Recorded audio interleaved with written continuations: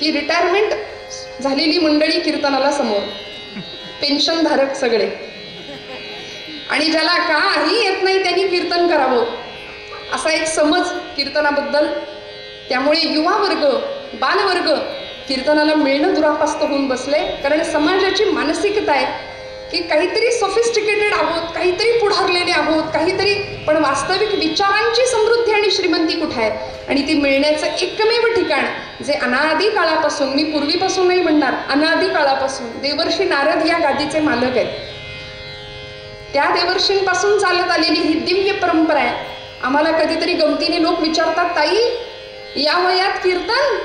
म्हटलं हो, या वयातच यावं, यात. मराठी भाषा बघा गोड आहे की नाही. आपल्याला कळलं तर म्हणजे तुम्ही अर्थात तुमच्या चेहऱ्यांवर मला कळतंय, पण काही ठिकाणी इतके चेहरे मख्ख असतात की कळवण्यास अत्यंत वाईट वाटत आहे की असं काहीतरी समोर चेहऱ्यावर दिसतं आणि मग काही प्रतिसाद मिळत नाही. आम्हाला असं वाटतं आमचं काही चुकतंय की काय, पण आपण सगळे प्रसन्न चेहऱ्यांनी समोर बसलेले आहात. प्रकाश योजना इतकी सुंदर आहे की मला शेवटपर्यंत सगळ्यांचे चेहरे दिसत आहेत. नाहीतर सगळा उजेड आमच्यावरच असतो, काय पाडायचं तो तुम्हीच पाडा 2 तास. पण तसं नाहीये. अत्यंत आपण उत्साहाने आणि मोठ्या प्रेमाने, कीर्तनावरच्या प्रेमाने, आणि हे प्रेम आपल्या सगळ्यांचं असंच राहो, या गादीवरचं, या परंपरेवरचं आपल्या सगळ्यांचं प्रेम असंच राहो अशी इच्छा व्यक्त करेन.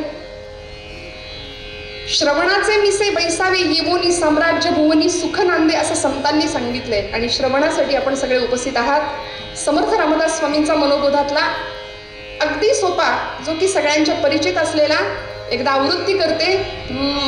देहे त्यागिता कीर्ती मागे उरावी, मना सज्जना हेची क्रिया धरावी, मना चंदनाचे परित्वा झिजावे, परी अंतरी सज्जनानी ववावे. समर्थांनी 4 ओळींमध्ये आम्हाला जीवनाचं सार सांगून टाकलंय. बरं, खऱ्या अर्थी what is the mission of my life या प्रश्नाचं उत्तर प्रत्येकाला गवसावं, आणि ते उत्तर मिळण्याचं ठिकाण कुठलाही कोर्स नाही, कुठलंही वर्कशॉप नाही, कुठलीही संस्था तुम्हाला या प्रश्नांची उत्तर देणार नाही. या सगळ्या प्रश्नांची उत्तर मिळवायचं एकमेव ठिकाण आहे संत साहित्य, ग्रंथ संपदा, की जी आमच्या घराघरामध्ये आता उपलब्ध नाहीये. नसली किंवा असली तरी सुद्धा ती एका कपड्यात गुंडाळली आहे, देवासमोर ठेवली आहे, आणि त्याच्यासमोर रोज मात्र आमच्या भगिनी न चुकता हळदी कुंकू मात्र वाहतात. डॉक्टरांकडून आणलेलं औषध, प्रिस्क्रिप्शन आपण आणतो, मेडिकलमधनं औषधं आणतो, जो काही कोर्स दिला असेल तो आपण पूर्ण करतो, बरोबर ना? किती औषधं देवासमोर ठेवून त्याच्यावर हळदी कुंकू वाहतो. करता का असं मावशी? नाही ना? घेतो औषध. मग तसं संतांनी या ग्रंथातून आम्हाला ब्रह्मरस घेई काढा, त्याने भवरोग, ती भवपीडा, भवरोग नष्ट करण्याचं एकमेव साधन म्हणजे संतांचं वाङ्मय आहे.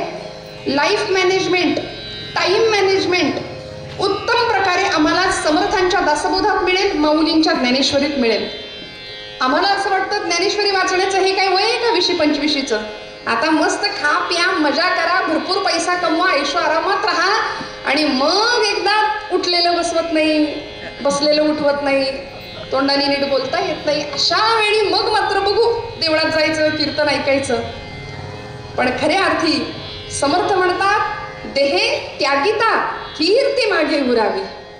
भगवंतांनी दिलेला देह, त्या देहाचा त्याग होणार आहे, निश्चित आहे. आपण जरी नाही वाकायचं ठरवलं तरी निसर्ग आम्हाला वाकवणार आहे. 25व्या वर्षी देहाची जी अवस्था आहे ती 75व्या वर्षी असते का? तर उत्तर नाही, हेच आहे. त्यामुळे कितीही ठरवलं तरी शीर्यते यत् शरीरम ही देहाची किंवा शरीराची व्याख्याच आहे, ज्याची सतत झीज होतीये. आणि मंडळी, झिजणं फार महत्वाचं आहे बरं का. जे झिजत नाही ते कुजून जातं, आणि अर्थात त्याला दुर्गंधी आहे. जे झिजतं ते रुजतं, आणि मग त्याला सुगंध प्राप्त होतो. आम्हाला संतांनी झिजायला शिकवलंय. हे विभूतिमत्व छत्रपती शिवाजी महाराजांच्या रूपाने महाराष्ट्राला लाभलं. परमादरणीय संभाजीराव भिडे गुरुजी वयाच्या या टप्प्यामध्ये सुद्धा झिजण्याचा महामंत्र महाराष्ट्राला देतायत. मला असं वाटतं यापेक्षा ज्वलंत उदाहरण या काळात सापडणं महाकठीण आहे. त्यामुळे झिजणं किती महत्वाचं हे संतांनी सुद्धा सांगितलं. तुम्ही म्हणाल आम्ही झिजतो आमच्या लेकराबाळांसाठी, आमच्या प्रपंचासाठी, आमच्या घरादारासाठी. पहिला पै गाठी मारून सगळा पैसा आम्ही सेव्हिंगला ठेवतो. काहींनी तर स्वीज मध्ये नेऊन ठेवलाय. सगळं करतो हो आम्ही, पण ना देवाचा विचार, ना धर्माचा विचार, ना देशाचा विचार. जुनी माणसं म्हणायची उष्ट्या हाताने कावळा सुद्धा कधी आम्ही हाकलत नाही. ना संस्कृतीचा विचार, ना तिच्या श्रीमंतीचा विचार. का हो? मग आला आला प्राणी जन्मासी आला, झाला वाढला थोर झाला, केला केला व्यापही सर्व केला, आणि गेला बापुडा व्यर्थ गेला. असं हे बापुडवाणं जगणं तुमच्या माझ्या कामी यायला नको. ज्या तुकोबरायांचे अभंग घेतल्याशिवाय कीर्तनाची परिपूर्णता होत नाही. 42 वर्षाचं आयुष्य अवघं तुकोबरायांचं होतं, पण वैकुंठ गमन तुकोबरायांचं सुद्धा लोकांनी चर्चेत आणलं. ज्ञानोबांच्या चरित्राबद्दल आणि व्यक्तिमत्वाबद्दल आपण जाणून आहात. 16व्या वर्षी जगाला ब्रह्मविद्येचा सुकाळ या भूमीमध्ये केला, आणि त्याच माऊलींना जगाने फक्त निंदेचं, अपमानाचं, अवहेलनेचं विष प्यायला लावलं. माऊलींनी तेही विष प्राशन केलं आणि चूळ भरली अमृताची 12व्या शतकामध्ये. इतकं दिलं मोकळ्या हस्ताने दिलं ही मंडळी. स्वातंत्र्यवीर सावरकर असू देत, अहो इंद्रायणी भीमेच्या काठाला मरणाला निधड्या छातीने सामोरा जाणारा 32 वर्षाचा या राज्याचा, या स्वराज्याचा युवराज असलेले छत्रपती धर्मवीर संभाजी महाराज. काय वय होतं हे? वय मृत्यूला सामोरं जाण्याचं आहे का? पण देहत्यागिता. समर्थांनी छत्रपतींचा आदर्श समोर ठेवा असं शंभूराजांना सांगावं. त्यावेळी समर्थ म्हणतात, याहून करावे विशेष. शंभूराजा, तुझ्या वडिलांनी जे केलंय त्यापेक्षा तुम्हाला काहीतरी वेगळं करायचंय. याहून करावे विशेष, तरीच म्हणवावे पुरुष. शिवरायांचे कैसे बोलणे, शिवरायांचे कैसे चालणे, शिवरायांचे सलगी देणे कैसे असे. याहून करावे विशेष, तरीच म्हणावे पुरुष.